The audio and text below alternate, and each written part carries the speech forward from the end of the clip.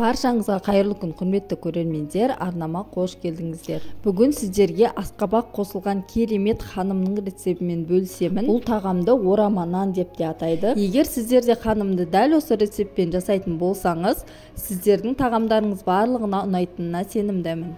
Видеоны соңына дейін қарап, маңызды сәттерін жіберіп алмаңыздар. Және менің кезекті шығатын видеоларымды жіберіп алмас үшін астыдағы подписация батырмасын басып, арнама тіркеліп кетуді ұмытпаңыз. Сонымен қатар менің арнамда қамыр езілмей, жыртылмай, жабыспай, өте керемет әрі сочный болып пісетін ұйғыр мантысының рецепті бар. Оны қазір видеоның соңында сілтемесін экранға қалдырамын, үстін басып көре берсеңіздер болады.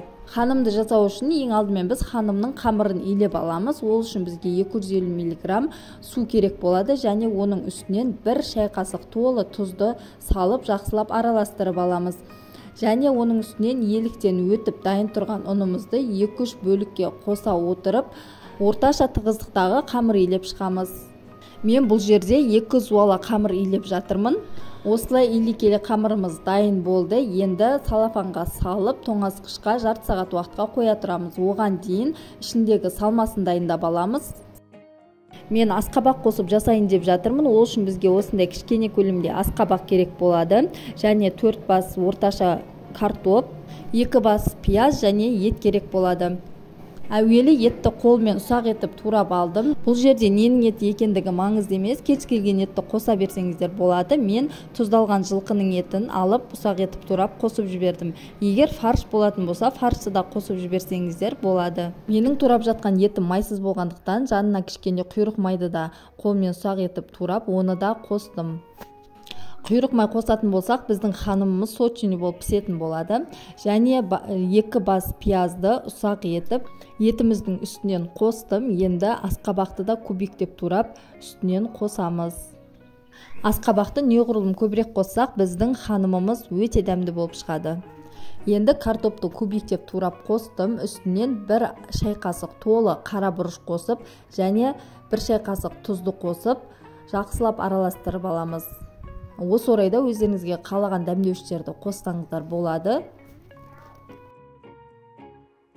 Салмамыз дайын болды. Енді осы арада біздің қамырымыздың ұюы қанып дайын тұр екен. Енді ортасынан бөліп, 2 зуала шығарып, тағы бір илеп қоямын.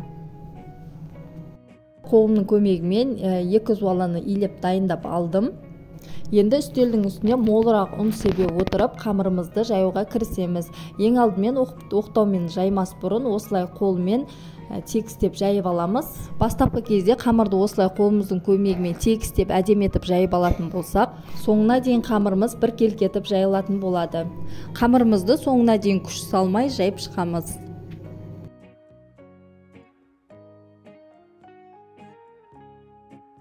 Қамырымыз жайылып дайын болды. Енді үстінен сұйық майды қосып, жақсылап қамырымыздың барлығына дерлік жағып шығамыз. Енді жанағы дайын тұрған салманы қамырдың барлық жеріне бір келкетіп жайып алдым. Салмасын толтырып көбірек қып салмаймыз. Көп қып салатын болсақ, біз орау барысында біздің қамырымыз жыртылып кетуі мүмкін. Сол үшін бір тегіс етіп жайып шығып, рулет секілді ораймыз.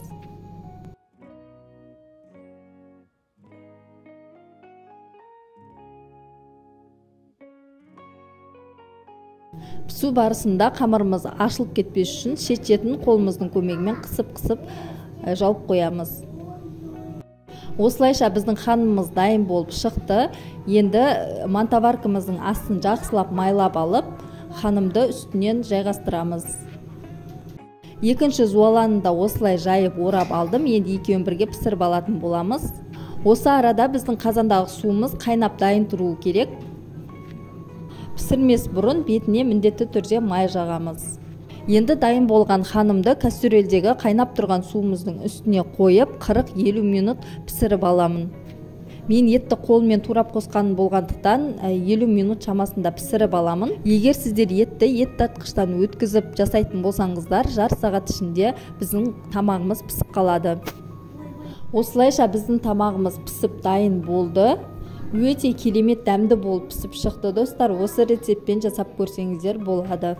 және менің арнамда осы ханымды сковородкаға салып пісірген түрі де бар. Егер сізде мантоварка жоқ болатын болса, сковородкаға да пісіруге болады. Ол үшін мына экрандағы сілтемені басып көре аласыз.